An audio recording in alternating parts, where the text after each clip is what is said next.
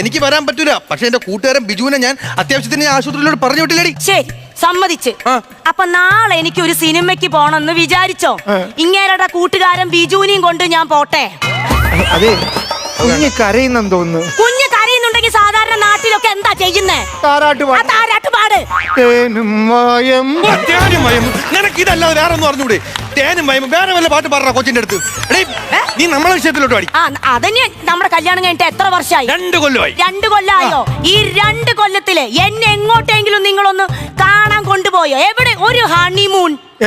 എങ്ങനെ കൊണ്ടുപോകുന്നു പറയടി. 4 ആള് കൂടുന്നതിനിടെ കൊണ്ടുപോകാൻ പറ്റുമോ? നിന്റെ നാക്കങ്ങനെയല്ലേ? എന്തുവാ എനിക്ക് താരാട്ട് പാടത്താന്റെ അണ്ണാക്കിൽ എന്നെ കുരുവോ? തേനല്ലേ വേറൊന്നും പറയാറുണ്ട്. ബാലു, ഞാനൊരു കാര്യം പറഞ്ഞേക്കാം. ഇനി കുഞ്ഞെ കൊച്ചെങ്ങാനും പറഞ്ഞ് എന്റെ പുറകെ വന്ന ഞാൻ പാലാഭിഷേകത്തിന് കേസ് കൊടുക്കും. പാലാഭിഷേകം അല്ലടി, ബാലാവകാശം. എന്നാ ബാലാവകാശം.